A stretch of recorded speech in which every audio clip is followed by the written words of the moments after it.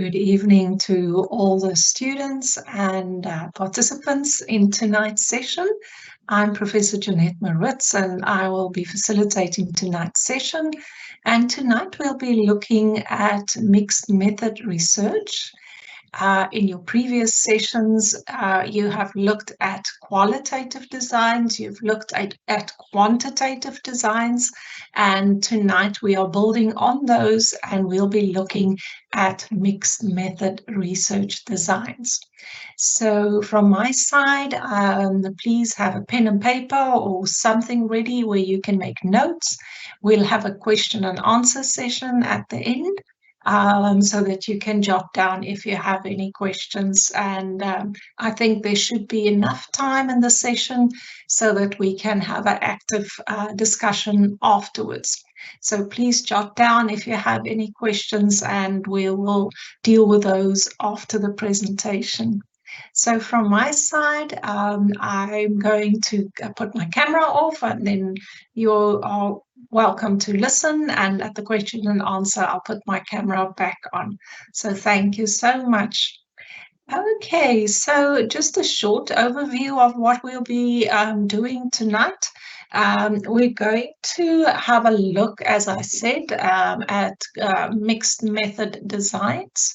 MMR is a short abbreviation that we'll use for tonight's session.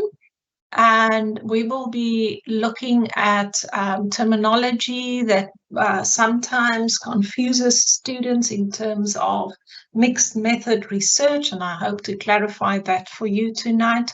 We'll be looking at what mixed methods are, how to choose between the different mixed method research designs, and how we go about constructing or developing a mixed method research study.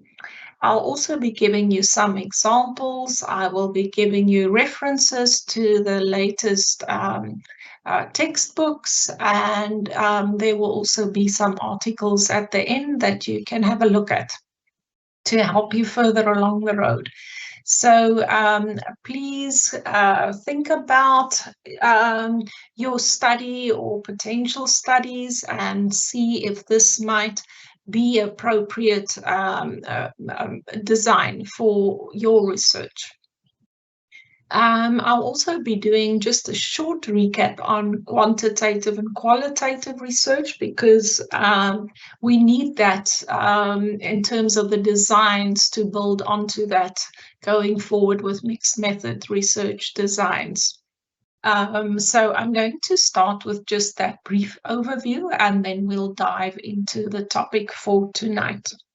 So in your previous sessions, the facilitators focused on qualitative research and quantitative research.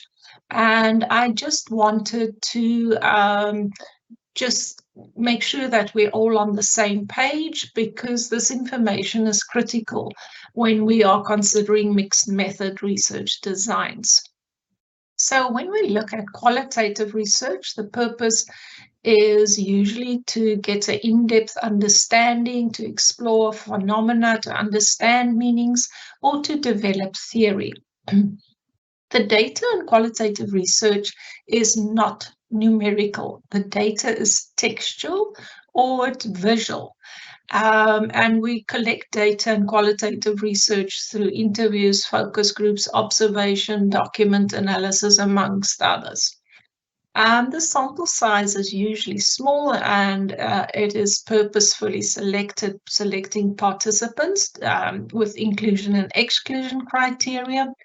Usually we do thematic analysis, content, or possibly narrative analysis, depending on which type of qualitative research we do. And the outcome, as I said, is in-depth understanding and rich descriptions. Now, the strengths of qualitative research is to gain in-depth insights and context-specific understanding. The limitation of qualitative studies is that we cannot generalize because we are purposefully selecting a small sample, and very often it is also subjective or seen as being subjective. We can have a debate around that, but there's also ways in decreasing the subjectivity.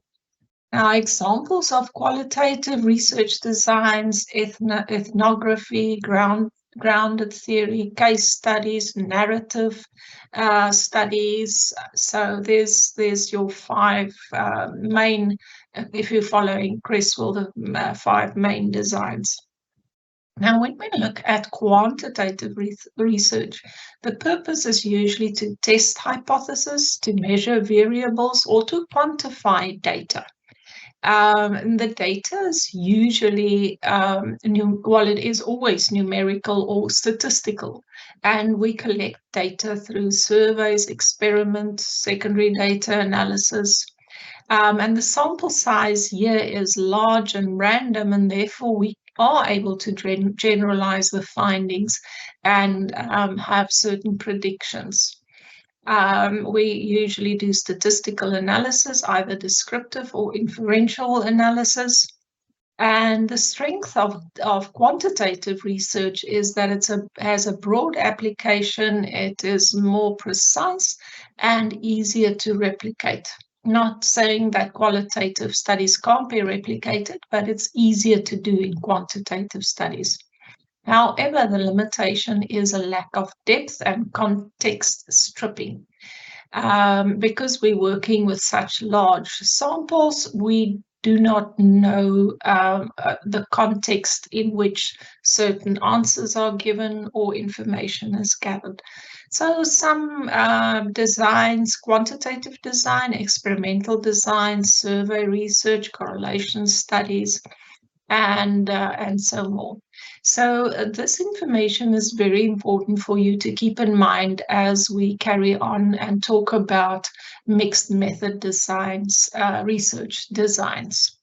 So before we start with the mixed methods, I want to clarify some concepts that I often find in the question and answer sessions where students are often confused about the following two concepts. And that is, what is the difference between mixed method research, which we are doing today, and multi-method research? Now, the very first word that we have under mixed method research is the word integration.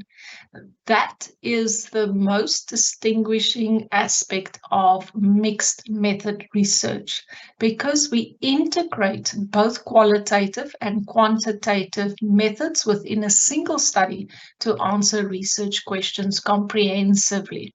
So, for example, we could use surveys in the quantitative phase and interviews in a qualitative phase in a single study, for instance, to study patient satisfaction, and then integrating the data. So this aspect of integration is key to a mixed method research design.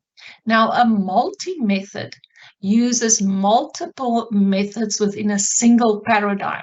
So it's either qualitative or a quantitative design, and we collect data, more than one form of data, either within a qualitative or in a quantitative design, without integrating different types of data.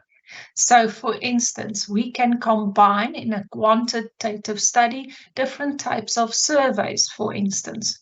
Or in a qualitative study, we can have different types of data collection, like interviews, observations, and document analysis. So each of multi-methods is exactly that. We are using more than one data collection method. and it's either in a quantitative study or in a qualitative study. So it is one study design, within a single paradigm, but we are using more than one way to collect data.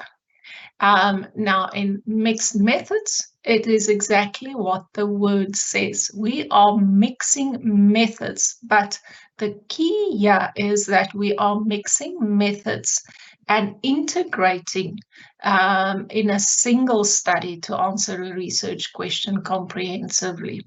So in a mixed method research design, we have both a qualitative design and a quantitative design within a distinct paradigm. And we will talk about a little bit about the paradigms in mixed methods research versus paradigms in quantitative and qualitative study, because that's also very important, is from which paradigm are we departing. So I hope that gives you a bit more clarity in terms of the concepts regarding a mixed method research and multi-method research. All right, but I'll keep on coming back to that. And if you're still not clear, we can discuss it after the session as well. So when we come to defining a mixed method research design, we've already have some key concepts that we've already discussed.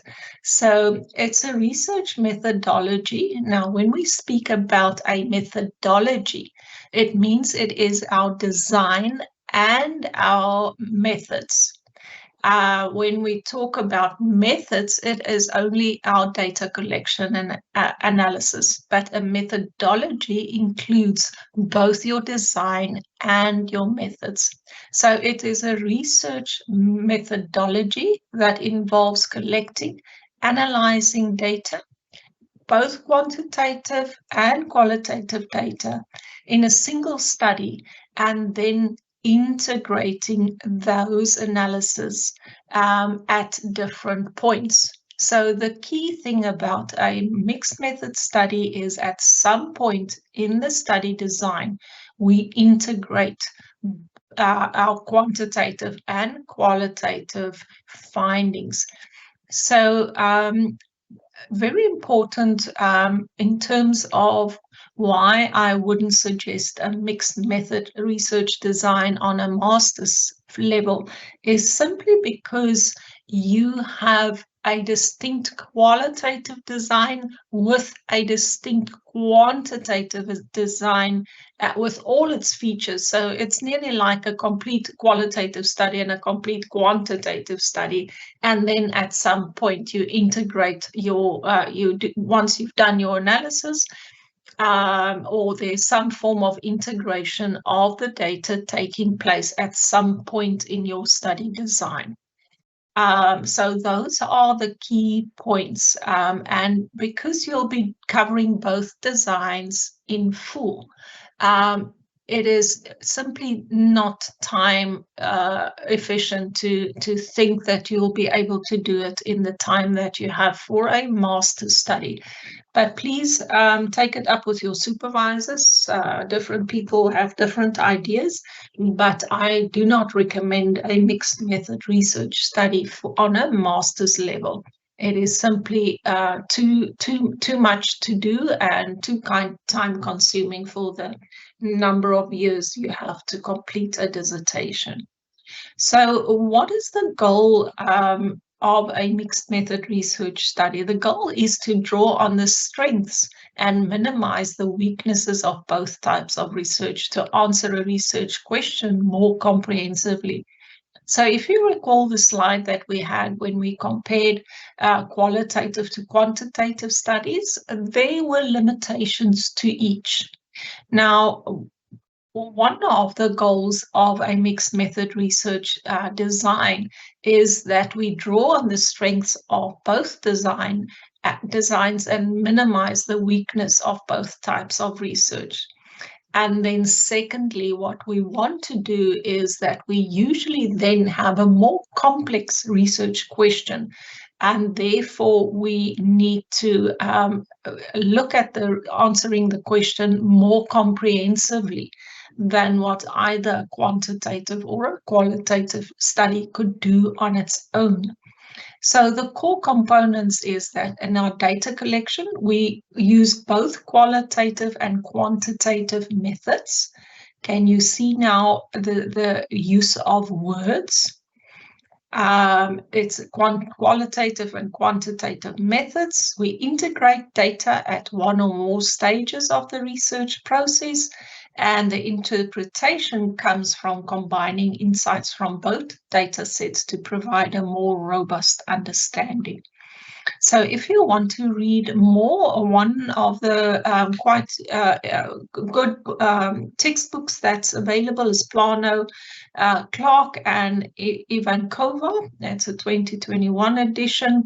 And I find this textbook quite user-friendly and really worth considering. Now, remember we spoke about paradigms in earlier on. Now, our paradigm guides the type of design that we are using and vice versa. So there are decisions that you need to make in terms of your designs, and it departs from the paradigms. So for those of you that's maybe new to research, paradigms are often quite difficult to understand because they are abstract. Now, each paradigm has its own unique assumptions, and those assumptions would guide our decisions along the way. Now, usually, if we just look at the bottom row, qualitative studies are usually constructivism. It builds on understanding through multiple methods, or positivism, post-positivism. And the assumption there is that it acknowledges complexity and multiple realities. Now, mixed methods research design most often departs from the pragmatism paradigm, where the focus is on practicality. So what it means is that there are more than only this assumption, but pragmatism looks at the practical solution of answering a question or addressing a research problem. So we won't have in a mixed method study a constructivist and positivist paradigm. We will most often have depart from pragmatism. However, it could be transformative, the transformative paradigm, or the dialectic paradigm or critical realism. Now, each of those paradigms you will see is more is kind of greater than only constructivism or post-positivism. Because there is some bigger agenda that we are addressing. So it could be transformative, where the assumption of transformative paradigms is emphasizing social justice and change. Dialectic paradigms integrates diverse perspectives and methods, and critical realism combines realist and interpretive approaches. So it's more than just a qualitative or a quantitative paradigm, more than just constructivism or post-positivism. There is a meta outcome of mixed method research, and it usually falls within a pragmatist paradigm. So these are really just hints for you to go and read more. But if the outcome, usually it falls within pragmatism. However, it could, if your study is about social justice and change, you could work within a transformative paradigm. If you want to combine realist and interpretive approaches, it could be critical realism. And dialectical paradigms you won't often find, but the book that refers to the dialectic paradigm is John Cresswell's book, and I think I've got the reference just a bit onwards. So Cresswell and Cresswell Mixed Method Designs is a 2023 edition, and it also looks at qualitative and quantitative research designs, and then it follows with mixed methods. So really a worthwhile textbook to either get at the library or buy for yourself. If you're a PhD student, please invest in one or two good methodological books for your PhD journey. They're not always available at the library, and you need the most up-to-date versions.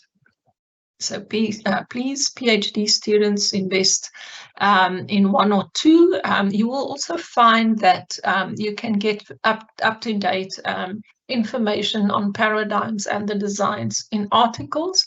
And I've got a few ideas for you a bit later on in the presentation.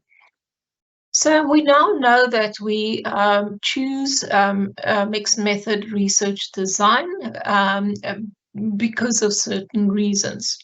So let's have a look regarding the key features and benefits of mixed method research. So we've already said there's an integration of data, combining qualitative, quantitative data during analysis or other places in your research design to to get a fuller understanding of the research problem.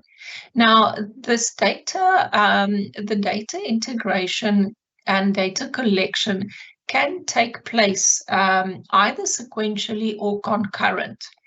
Now, these are words that you will often find when you decide on a mixed method research design. You will either tell the reader that you are choosing a sequential design or a concurrent design. Sequential means that you will first collect say, for instance, quantitative and then qualitative data, or the other way around. Concurrent means that you are collecting quantitative, qualitative data at the same time. All right, and then the benefits we've spoken about is that they are complementary and they can enhance the findings. We've said it's a pragmatic approach. It's flexible and adaptable to the needs and the practicalities of the research question. And I've provided you with the reference at the bottom in terms of what's the key features and benefits. But it also gives you a more comprehensive perspective. Now, for instance, when we do a quantitative study and we only present numbers, remember we said it's then stripped of contextual realities. So when we add qualitative data, for instance, in the form of interviews, then we can bring in that contextual realities that was maybe stripped in the quantitative phase. And that then gives us a more comprehensive perspective of the phenomenon.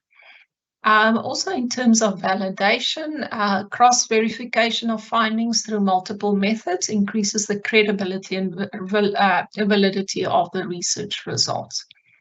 We are able to address complex research questions that cannot be fully explored by only using a single method. It obviously gives us very rich data and more nuanced data by capturing different dimensions of the research problem. And there's also another article for you to have a look at. So when do we use mixed method research? I think we've already covered that, but just to go over it again, when we are dealing with complex phenomena, when the research topics involves a complex phenomena that cannot be fully understood either quantitative or qualitatively.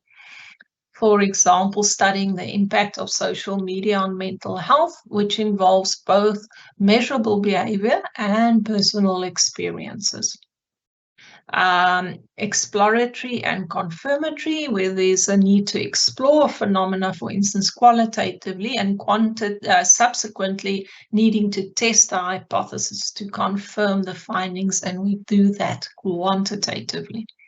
So, for example, exploring initial attitudes toward new educational interventions and then measuring its effect through pre and post tests.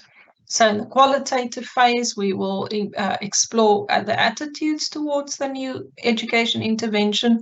And then after that, we will build develop the intervention and then apply it. And then we can measure through a pre and a post test the effectiveness of that intervention. We can also use mixed method research designs to answer different research questions. So when the research involves different research questions requiring different methods, for example, investigating both the extent of a problem and the reasons behind a problem. So the extent would be quantitative and the reasons we will find through the qualitative aspect of the design. It's also helpful for multi-phase projects. So we're very often in large-scale multi-phase project where different phases require different methodological approaches. So, for example, a longitudinal study examining both the statistical trends and personal narratives of career development over time. So the first would be the quantitative aspect, and then the second would be the qualitative aspect. It also assists with cross-validation when there's a need to cross-validate and corroborate findings from different methods. So, for example, using a survey to quantify employee satisfaction, and then interviews to understand the underlying reasons and the context of employee satisfaction. Also, context and measurement. So when the context is crucial to understand quantitative findings, or when qualitative insights need quantification for a broader application. So, for example, quantifying patient satisfaction in a healthcare setting, while also understanding individual patient stories and experiences. So the book that I referred to previously is Cresswell and Cresswell on Research Designs, Qualitative, Quantitative, and Mixed Method Approaches. The latest edition is the 6th edition, and it's a 2023 edition. So if you get this book early in your studies, it will last you a good 5 years, and it won't be out of date by the time you submit your thesis. I'm not even talking about dissertation, we're talking about thesis here. So now we come to a very important aspect, and that is the different types of a mixed method design. So there are 3 major types of designs. Some authors might include maybe 1 or 2 others, but the most common designs is embedded designs, exploratory designs, or explanatory designs. Also, we previously said they can either be sequential or they can be concurrent. So you might then have for instance, a sequential mixed method embedded design, or a concurrent exploratory mixed method design. Okay, so we're going to just stand still in terms of the 3 major types of designs. So embedded design, embedded mixed method design involves incorporating one type of data within a larger design framework. Typically, one method, either qualitative or quantitative, plays a supportive secondary role within a primary method, hence the embeddedness of the design. So the primary method drives the study, for instance, quantitative, and the secondary method provides supplementary insights, for instance, qualitative insights. So when do we use or consider an embedded design? When the secondary data is needed to provide additional context or understanding to the primary method. And the supporting insights when the primary data needs to be supplemented with additional insights that are not possible to gather with one method alone. So using a qualitative case study, for instance, within a larger quantitative survey to provide an in-depth understanding of the survey results.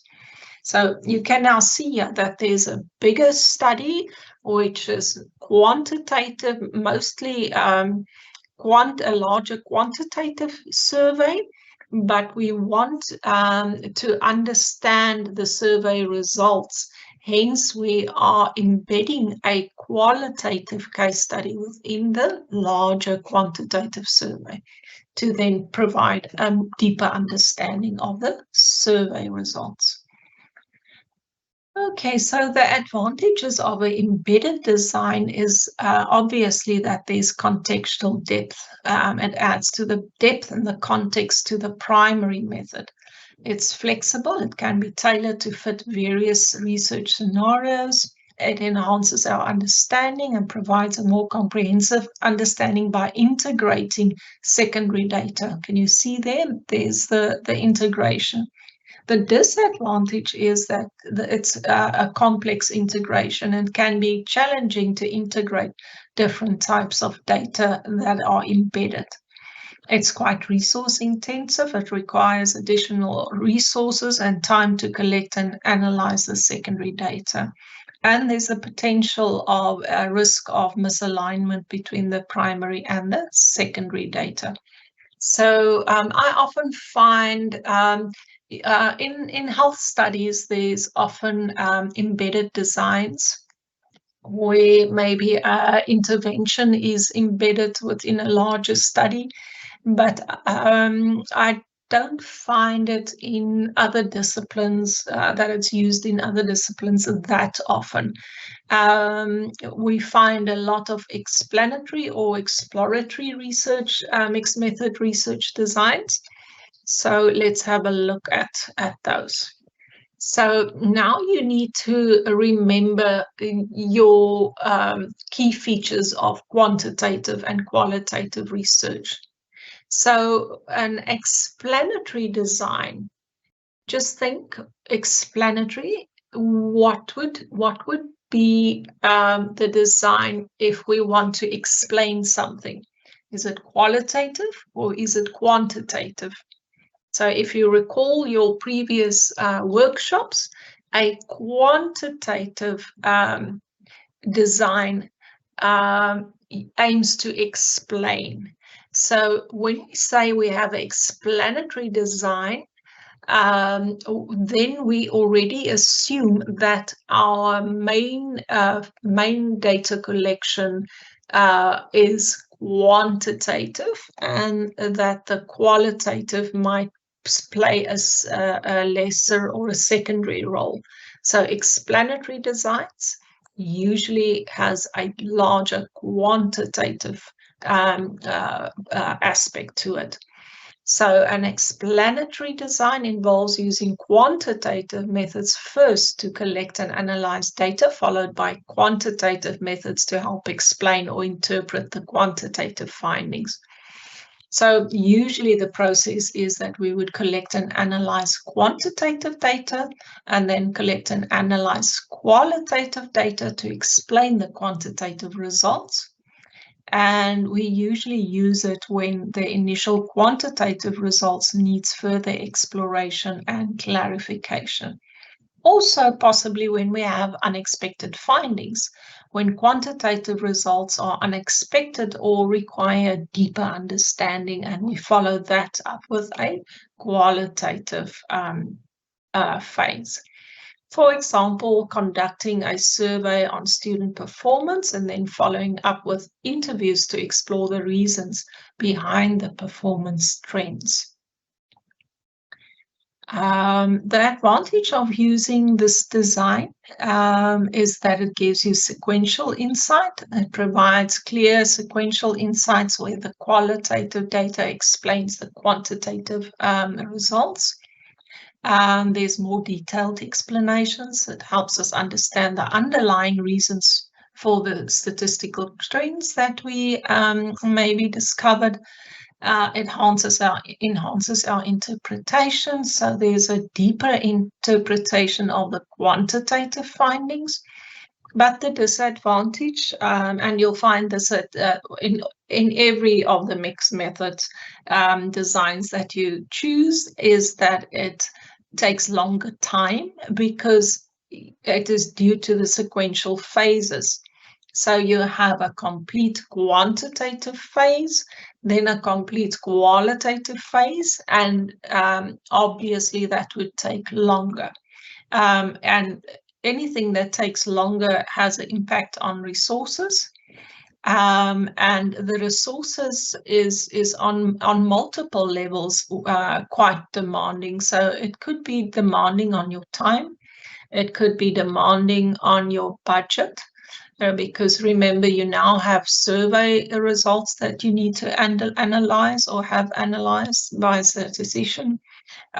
You then have qualitative data that needs to be coded thematically, and that takes a long time if you do it yourself. If you involve a co-coder or external coder, they need to be paid. So any time consuming has an effect on your resources, both your personal resources and other resources as well. And because it's so time consuming, your study takes longer to complete, because after you've collected these data, both quantitative and qualitative, remember we spoke about the word integration. So there is an additional phase in mixed method research where there's another phase once we've analyzed the quantitative and qualitative data, and that's the integration phase. So that leads to more complex data analysis and then integration, and an additional phase beyond just the analysis of the two methodologies. And then finally, the one that we often get is exploratory designs.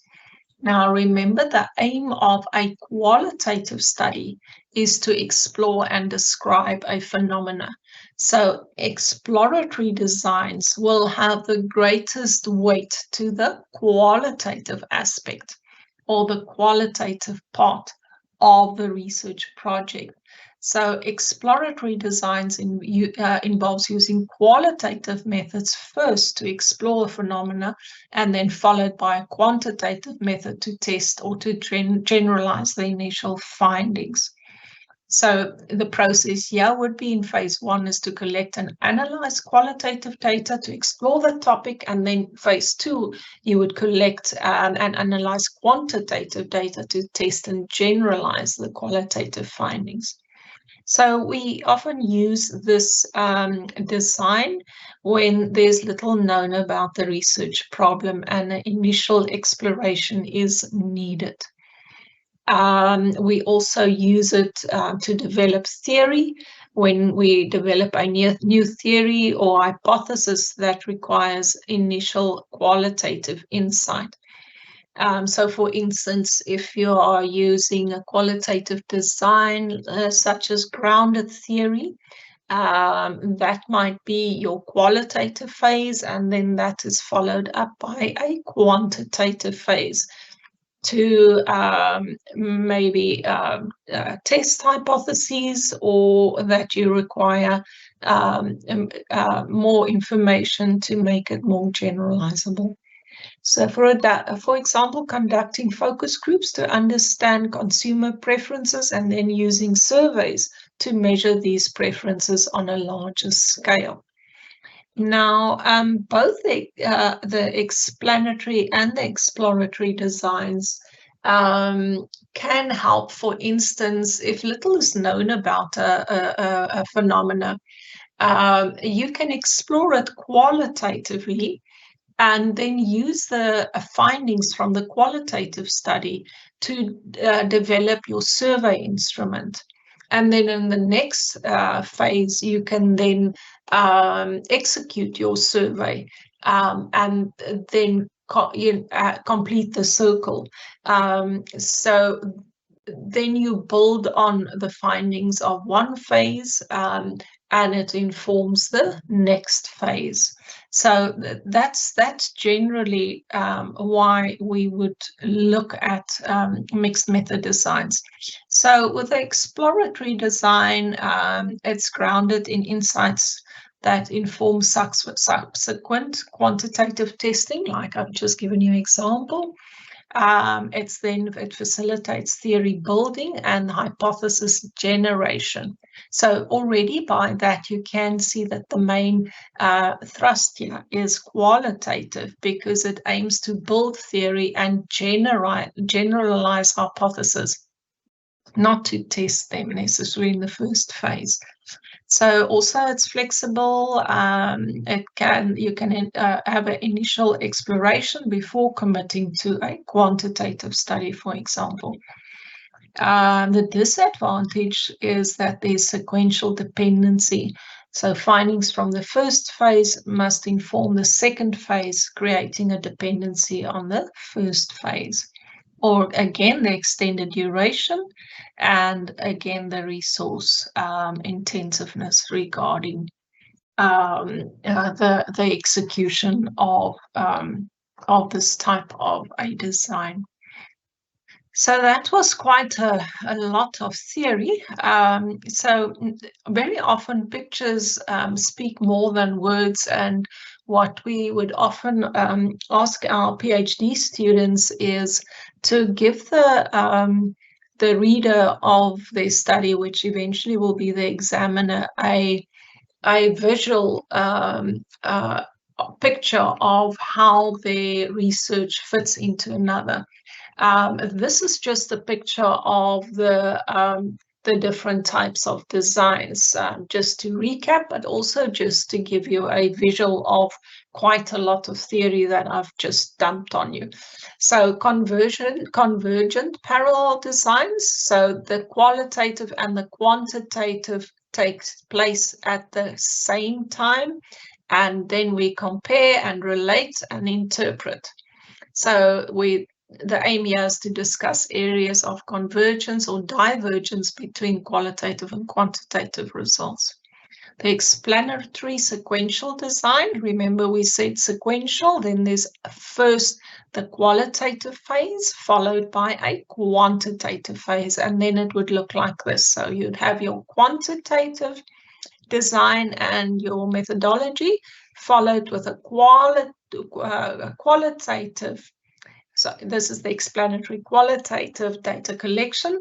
And then there's the interpretation and the integration, and this often helps to determine what quantitative results need to further be explained. The exploratory sequential design is where there's first qualitative methodologies involved and data collection. It builds to the quantitative data collection and analysis with the interpretation and integration using qualitative results to develop, for instance, a new instrument or taxonomy for a quantitative strand. So this is just a picture that can maybe just make it clearer for you in terms of all the text that we've just had.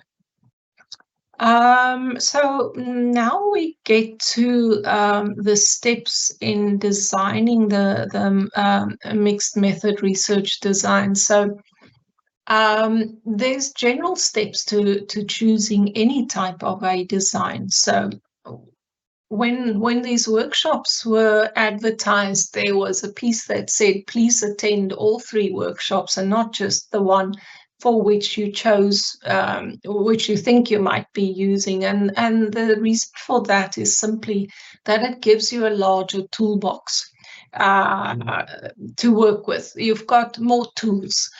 You've got qualitative, quantitative tools, and then you've got the choice of potentially having a multi methods research design or mixed methods research design.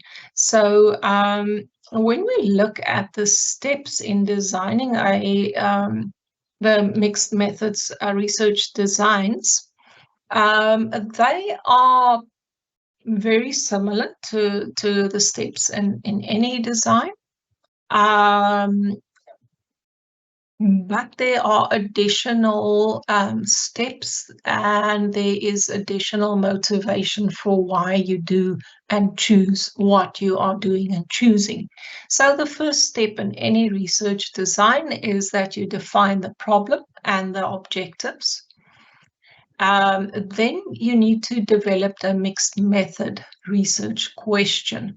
Now, in this case, the questions might look a bit different. So you will have, depending on the type of a design, you will have qualitative questions, you'll have quantitative questions, and then you will also have an integration question.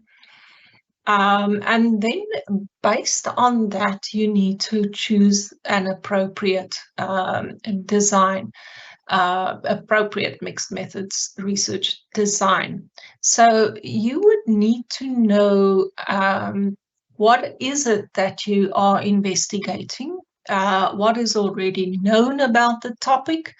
If there's very little known about the phenomena, then you'll probably need to choose an exploratory design because there's little known, so you first need to explore. Or if you find that there is a lot of information, but you are not quite sure, for instance, of certain results that's out there, and then you might want to check again with a survey and then follow up with a qualitative phase in your design. So it's very, very important, these first 3 phases, where there's a lot of conceptual thinking going into it. And you clearly need to understand what is the problem and what research questions you aim to answer. I'll stand still a bit and talk more about the research questions, because they might, if it's a complex study, these research questions might look a bit different. So based on that information and your toolbox that you have now, you will then choose an appropriate design. As in all studies, you will outline the data collection, and then very important, and the data integration. Where will the data be integrated? At which part of the project is there the integration? They will then gather your qualitative, quantitative data. You would have a separate analysis and then integrate the findings. So the steps are similar to any research design that you describe, but there is an additional phase in terms of the integration, and the questions might look somewhat different. So yeah, just a reminder that you will have a complete quantitative study with everything that goes with a quantitative study, and the same with the qualitative phase. So you will have a research question for each of these phases and an integrated question.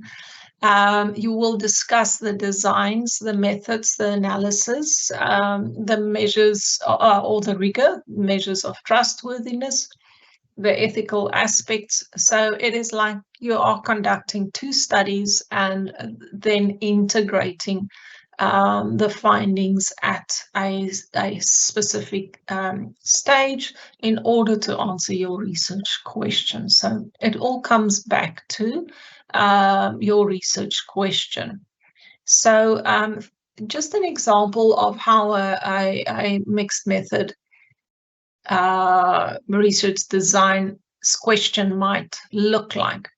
How do socioeconomic factors and individual psychological resilience interact to influence academic performance amongst university students during a global pandemic? So here you can clearly see the socioeconomic factors is the quantitative aspect, the individual psychological resilience is likely to be the qualitative aspect, and then the integration is how does it influence academic performance, for instance, during a global pandemic. So you can see that the questions are often more complex questions. So in the example that we've just had, the question addresses multiple layers of influence, so the socioeconomic and the psychological resilience on academic performance. And there is a mixed method approach within this design, where the quantitative component will most likely collect numerical data through surveys, measuring socioeconomic status, psychological resilience using standardized scales, and academic performance, for instance, GPAs.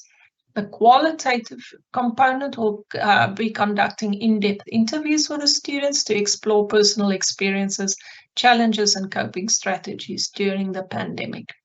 And then, as we said, the integration comes where we combine the quantitative data, like the statistical correlation, with the qualitative insights, for instance, the thematic analysis of interviews, to provide a comprehensive understanding of how different factors interact and impact academic outcomes. And you can also have a look at Cresswell and Planer-Clark designing mixed methods, and that's the 3rd edition. That's a 2021. So this example of a complex question you will also find in this text. So if we look at what our research questions might look like in an exploratory sequential design, and remember we said exploratory, so already we know just by the heading that it's a qualitative phase first, and it's sequential, so the one stage is first and then it's followed by another stage. So first question, what are the lived experience of individuals undergoing a specific phenomena? That would be the qualitative. Then it will be followed up by a quantitative phase, how prevalent are these experiences in a larger population. Example could be exploring the experiences of remote work during the pandemic, and then measuring the prevalence of a specific challenge among remote workers. Now, when we look at the explanatory sequential, we now know that there will be a quantitative phase first, followed by a qualitative phase. So the quantitative phases question might be something like this: what are the quantitative outcomes of a specific intervention? And then followed up by qualitative phase, where I want to answer, how do participants describe their experiences with the intervention? An example might be measuring the improvement in test scores after a new teaching method, and then exploring students' experiences with the method throughout through interviews. So these were sequential questions. Let's have a look at what a convergent question might be. What are the patterns and trends in the data? Quantitative, how do individuals perceive and explain these patterns? And they will probably take place at the same time. For instance, analyzing survey data on consumer behavior and then conducting a focus group to understand the motivation behind these behaviors, and they can then take place potentially at the same time. I don't want to leave out the embedded questions. So we've mentioned embedded designs. Let's have a look at the questions potentially. What's the impact of an intervention on a specific outcome? Quantitative, and then qualitative. How do participants engage with the intervention during its implementation? An example, evaluating the effectiveness of a health promotion program through health metrics, and then observing participant interaction during the program activities. Okay. Multi-phase questions. So how do initial qualitative findings inform subsequent quantitative measurements and vice versa? So, for instance, conducting an initial qualitative study to develop a survey instrument, and then using the survey instrument to gather quantitative data, followed by a qualitative follow-up interviews to delve deeper into the quantitative results. So, yeah, there is a quantitative phase, a qualitative phase, and then another qualitative phase to delve deeper into the quantitative results. And you can also then look at Plana, Clark, and Ivankova. I've mentioned this textbook earlier. So we said that the other aspect that is key to a mixed method research design is the phase after our data analysis. So the data collection is usually pretty straightforward. You would collect your data according to your qualitative or quantitative design. And we've mentioned the types of data collection earlier on when we compared qualitative to quantitative designs. But now when we get to the strategies for data analysis, there can be either a separate analysis where we analyze qualitative and quantitative data independently.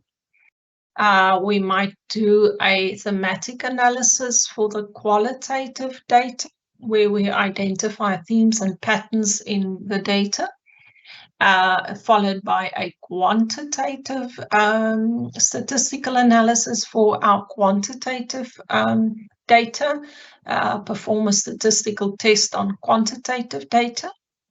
Then there's the key or the phase where where there's a comparative analysis where we compare and contrast the findings from both the data sets.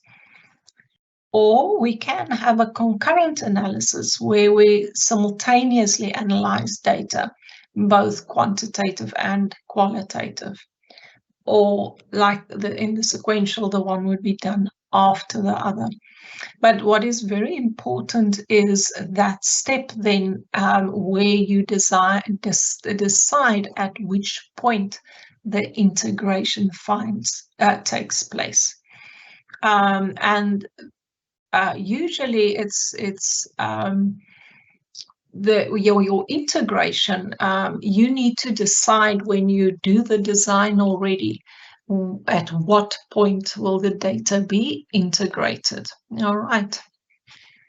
So that is your key when the integration takes place, and that integration is an additional step.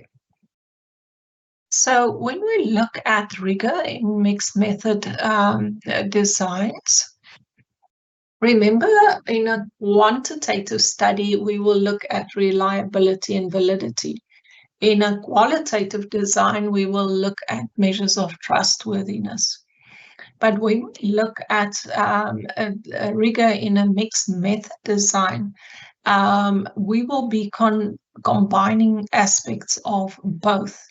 So with regards to the validity and reliability, the use of triangulation of the data can enhance the validity. So triangulation means more than one. So more than one method, more than one paradigm, more than one data collection method. So as soon as you have more than one, it can enhance the validity of your results. You can ensure reliability through consistent data collection and analysis procedures. Your credibility can be enhanced through member checking in qualitative research or statistical validation techniques in quantitative research. Dependability, you can maintain a detailed audit trail. That's both for qualitative and quantitative phases. In a qualitative phase, you can use systematic coding and recording in the qualitative analysis. Confirmability, you can implement reflexivity or reflectivity, cross-validation of the findings with multiple data sources. Remember, we said that was one of the steps to compare and contrast the data across the data sources or across the phases of the design. Then integration techniques, it's integrating qualitative and quantitative data. We can use mixed method matrices and join displays for data integration. And then, as always, there's the ethical considerations for both the quantitative and qualitative phase. Remember, there are different ethical challenges in quantitative and qualitative research. So for a mixed method research design, you would need to unpack the ethical considerations for both these phases. And then obviously the ethical consideration in terms of informed consent, maintaining confidentiality is throughout the process. So those are the main aspects where you would need to also look at rigor in the different phases, but then also jointly in terms of the entire project. And then we are nearly done with all the theory, and then you can do the talking. What I've done is I've taken a checklist for designing a mixed method procedure, and it comes from Cresswell and Cresswell's book, the 2023 edition. I think this is a very helpful checklist for you to identify your procedures and whether they are complete. So first of all, have you defined mixed method research? Did you justify using the mixed method research for your problem and question? So remember, for every question, for every decision you make throughout your research process, every decision requires a justification. So if you say that you chose a mixed method research design, whatever one you chose, you need to justify why you chose it. Now, you can use textbooks to justify, but you also need to justify and connect it to your research problem and your research question. So why are you choosing this research design for your problem and your question? Have you collected both qualitative and quantitative data? Have you described your intent for collecting both forms of data? And this is where you will have an integration statement. All right, remember we said that is a additional step. So you write an integration statement. Have you identified the type of mixed method research design? Have you provided the diagram of your design? Have you identified how you will analyze your data for integration, possibly the use of joint displays? Have you drawn a conclusion or a meta inference from the analyzing the integration? So when we speak about meta inferences, meta means above. So above analyzing and integrating your findings, there is a meta inference. So above just the inferences that you made from the qualitative and the quantitative aspects, what is the meta inference, the overarching inference from analyzing and the integration? And then, as we've just discussed, have you discussed the validity and ethics of your study? So if you can tick these and you've done all of that, your procedures should be pretty solid. All right. Just lastly, for just a case study, just also a picture for you. Say, for instance, you did a case study exploring student stress and academic performance. You've got your research problem and you now want to investigate how stress affects academic performance amongst university students. Your first phase, for instance, you collected quantitative data through administering 200 surveys. You collected data on the stress levels of student and a GPA score. Then in the second phase, you collected qualitative data where you conducted interviews with 20 students from the survey. And then in this, you explore students' experiences and coping mechanisms related to stress. And then your findings quantitative, you maybe found high stress levels correlate with lower GPA scores. That's now in the American system. Interviews revealed personal issues, time management, and a lack of support are key stresses affecting students' stress levels.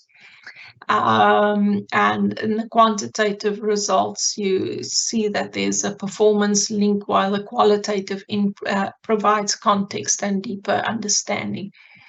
Then your conclusion would be a comprehensive understanding of the how and the why stress impacts academic performance, leading to targeted support strategies. And you can find this example in the article of Schoenenboom and Johnson. If you wanted to just check how they executed this design, and you can maybe as part of the question and answer session, maybe identify what type of a mixed method research design they used. Is this an exploratory? Is it an explanatory study? Is it an embedded design? So maybe jot it down and you can put your question, your answer in the question and answer session, and we can see what you identified as the design. So articles that I promised where you can get examples of how these designs were used. The embedded design, assessing the impact of e-learning, quantitative metrics and qualitative insights. So remember we said when there's an embedded design, there's often an intervention. Now, in this case, from the title, one could infer that the e-learning is the intervention. And then they used quantitative metrics and qualitative insights, probably through interviews or the likes. explanatory designer article exploring the effects of remote work on employee productivity. And this was a sequential mixed method study. Now, we can already infer if it's sequential and it was an explanatory design that there would be a larger quantitative aspect to this sequential methods study. So they would probably have collected first the quantitative data, then the qualitative data, and then have integrated it. Example of exploratory design. Remember, exploratory, we can infer from just that, understanding consumer behavior. The word understanding will already give us a hint that it's a qualitative, started with a qualitative phase. So understanding consumer behavior in digital markets and exploratory mixed methods approach. So if you read the article, you'll find that they started with a qualitative phase first. So there's some ideas for you. So when we look at our different designs, the words already tell us what we can expect. So words like exploratory, explanatory can already hint in terms of the design. Sequential can tell us the one happened after the other. Embedded, if there is an intervention, you could usually already think about embedded designs.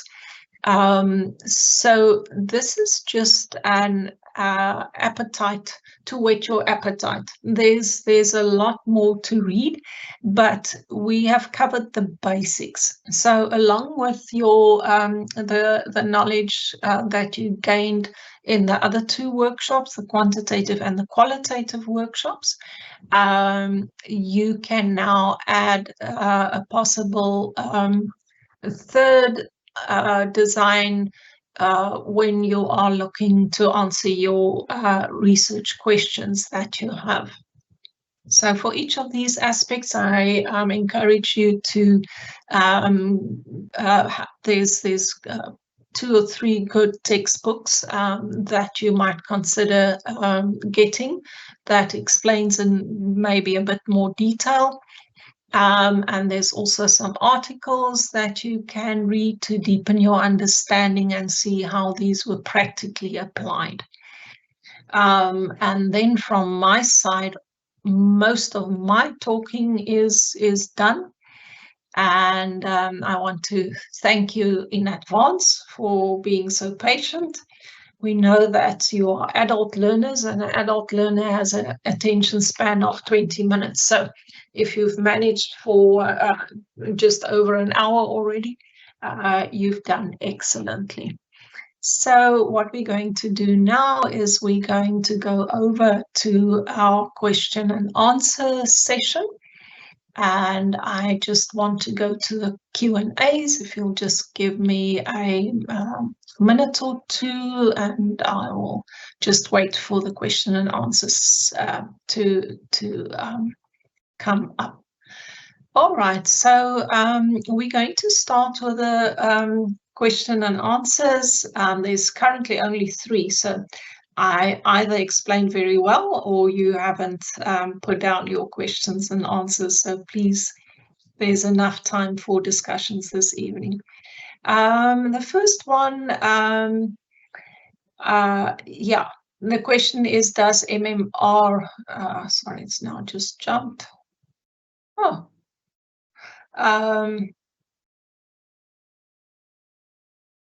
sorry, they are now just jumping up and down as more questions come up. So MMR might, I'm so sorry, the questions have jumped. Now I'm going to start with the one that's now first. So MMR might mean I might need to have ethical clearance for both phases, example, focus group, then later after developing the survey. You would need ethical clearance for your project.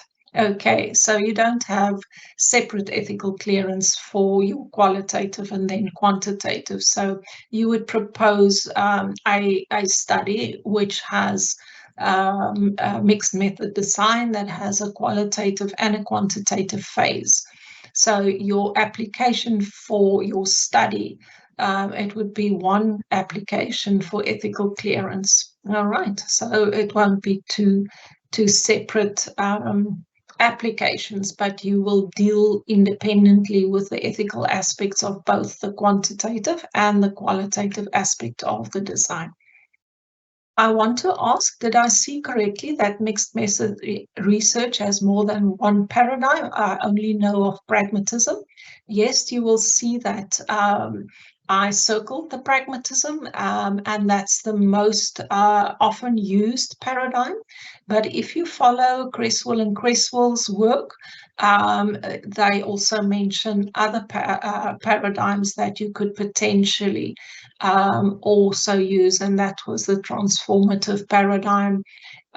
So if your aim is to look at social justice or change, you might consider others, but the main paradigm, which is most often used, is pragmatism. But as you know, that the discourses change, and if you then look at Cresswell and Cresswell's 2023 edition, there's additional paradigms. And the reason for that is that we're looking at the assumptions of the paradigm. So these assumptions, if the assumption allows for instance, multiple realities, which would allow for more than one method, it potentially could be of use. But traditionally, we looked at pragmatism, and the discourses is probably around in the last few years that we've started considering other overarching paradigms as well.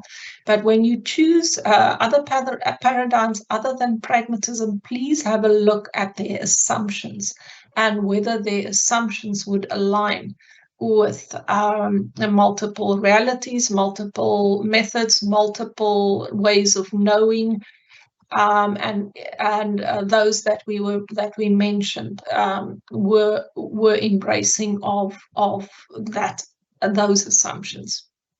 So please, if you want to, please check Cresswell and Cresswell, or you can also follow other articles that might also help in terms of that. But mostly it is pragmatism. Does MMR have more than, okay, that was the one on pragmatism. Okay, I'm conducting a research study using both quantitative content analysis and interviews to collect the data. Would you consider this approach a form of mixed methods or multi-method? I'm looking at assessing the effectiveness of mental health initiative on social media, promoting men's mental health based on the perceptions of male students between the ages of 18 and 29.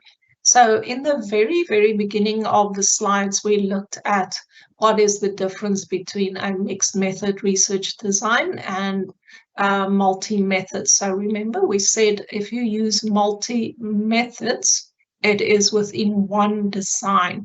So either quantitative or qualitative.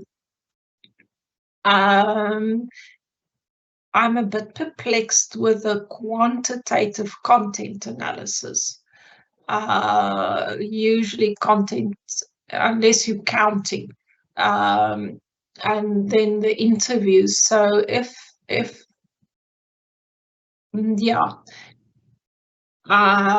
quantitative content analysis is if you did a quantitative analysis as well as interviews in a qualitative study, then it would have been a multi-methods and not a mixed method. So the answer goes back to the key thing if you want to know whether you're doing a mixed method study, is there a point where you integrate the quantitative and the qualitative data?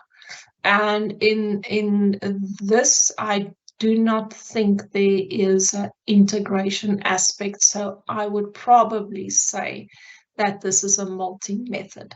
But the key is, are you using more than one method within a certain design, quantitative or qualitative? And if there's no integration, then it is a multi-method. If there's an integration of quantitative and qualitative, and there's two separate designs that have all the key features, then it would be a mixed methods. So I hope I'm answering your question.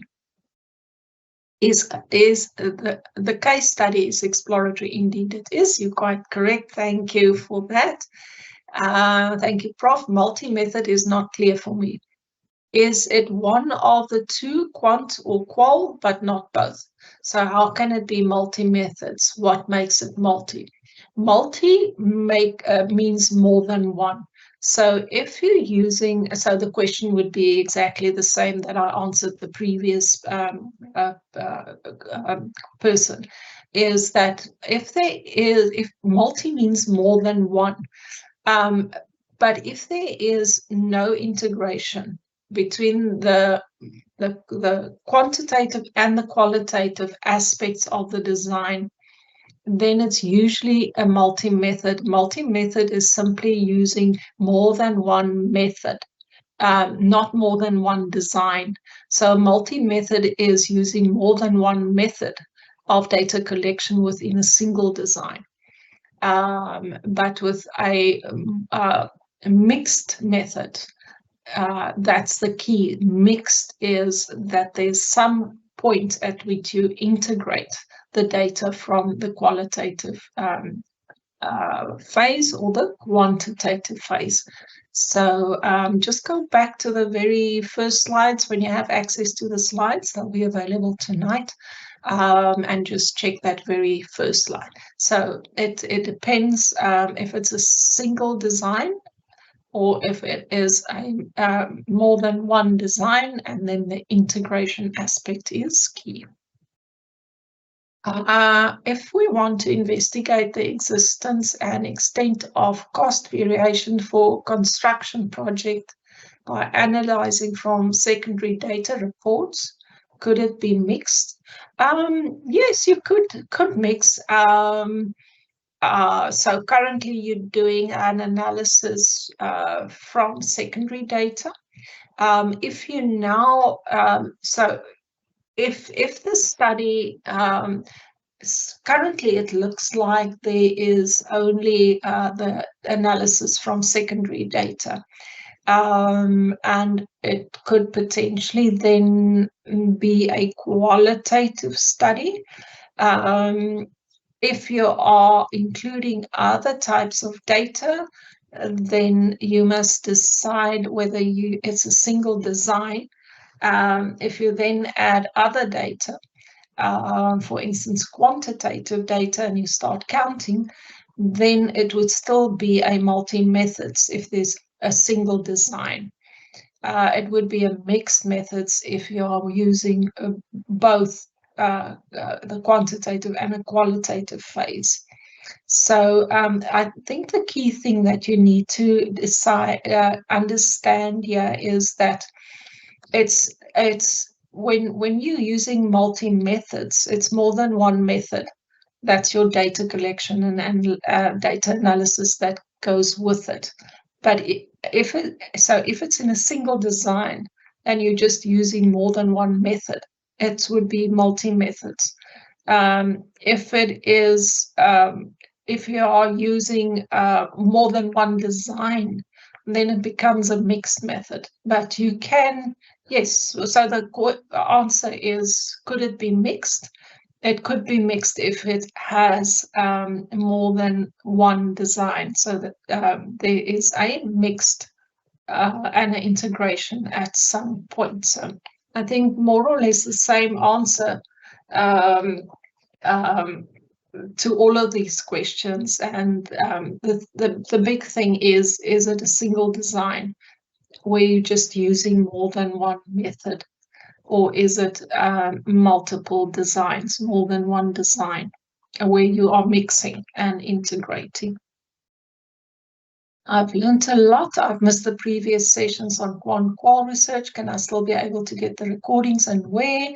Danae was so kind to put the link for you where you could find them. In the methodology section, must you explain how you're going to analyze the data? Yes, most definitely. Remember I said you've got two distinct designs. So for each design, you will say how you collected the data, how you analyze the data, because remember each design will have you've got different types of data, and these need to be analyzed differently. So yes, you would for each design need to explain the data collection, the data analysis, and then the additional step as to where the integration takes place. Can you elaborate on triangulation to enhance validity and implementation of reflective practices? How do we go about doing this? So triangulation, remember I said triangulation means more than one. So as soon as you have more than one data collection method, it increases your validity. If you have more than one data analysis method, it increases your validity. If you've got more than one design, it increases validity. If you've got more than one, for instance, investigator, it increases the validity. So as soon as triangulation, and you can triangulate on different ways. You can have more than one. For instance, more than one approach, more than one investigators, more than one theory, more than one data collection. So anywhere where you have more than one, you are increasing the validity of a study. So by the mere fact in mixed method research, the validity is already stronger because there's more than one design, more than one data collection, more than one analysis. And that's why the validity of a mixed method research design is by default higher than a purely qualitative or quantitative study. But that's not the reason to choose it. That's kind of the one of the by default one of the advantages, but you don't need to choose it just to enhance validity. You choose it because your research question asks that you choose that design. So how do we triangulate? I think I've just explained to you. Wherever you use more than one, that is your triangulation, and that enhances validity. Implementation of reflective practices. Usually the reflective practices goes more strongly with qualitative designs. And reflective practices could be done through debriefing interviews. You could have a reflective journal. You could have conversations with peers. So if you read more in terms of the qualitative designs, you will find the reflective practices more common. But reflection, I think, is a core aspect that all research needs. Reflectivity means that you think about, so you can reflect on your design, you can reflect on your data collection, you can reflect on your data analysis. What was good, what was not so good, where can I do better, who else can I ask, what more do I need? And reflexivity means that you think about your thinking, and that's on a meta level, all right? And when you keep a reflective journal and you read the reflective journal and you think about your thinking in the journal, that's reflexivity. So always a good practice, but you can read more about it usually in qualitative studies. Okay, maybe I didn't get it. In qualitative multi-methods, how do we triangulate? For instance, focus group individual interviews. Please elaborate and give examples. Yes, in a qualitative multi-methods, you're quite right. So we triangulate, similar to the question that I've just given, when we use more than one. So we can have more than one data collection, focus groups, individual interviews, observations, analyzing records. So we triangulate with more than one data. So we have multiple sets of data. Then our analysis, we might use more than one analysis method. For instance, say you departed from a theoretical framework where you used Bandura's and theory, and that kind of gives you a deductive approach to your data analysis. Another person or an external coder could, for instance, analyze your data inductively, and then you can have a consensus discussion and see if the inductive approach versus a deductive approach gave you more similar contrasting data, for instance. So within qualitative research, you're on the right track and you understand it quite well. It's more than one, and again, more than one author, more than one data collection. So wherever you use more than one, so you're on the right track and you do understand it correctly. Oops. And there we seem we're done. Goodness gracious, we went through it so quickly. Any other questions? So I think many of the questions is around exactly the same thing that I had on one of the first slides is what's the difference between mixed method research design and multi methods. So remember, multi methods is within the same design, within one design. So you'll have more than one data collection method within a single design, and that's exactly like the last comment was. Interviews, focus groups, but it is within one qualitative design. If there's more than one design, then and there's a point of integration, then it is a mixed method research design. All right, we've still got a few minutes left, so if there's anyone else, please, you have the opportunity to add. I hope that the understanding is a bit clearer in terms of the differences and what it means to have a mixed method research design, and also then that you now have the skills to decide between which designs within the mixed method designs you might want to choose, and what's the criteria for choosing those. So the main thing, if you look at the different designs, is what does your research question lead you towards?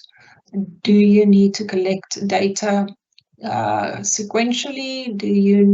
Can you use it concurrently? That will give you your sequencing.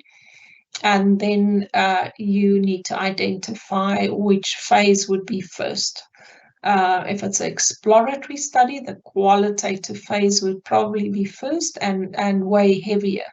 And if it's an explanatory design, then the quantitative phase would be first, and it would weigh heavier. In embedded design, there's usually implementation of some sorts, and then you can and then there's an embeddedness in terms of the intervention, and there can be a pre and post test, for instance, before and after the intervention.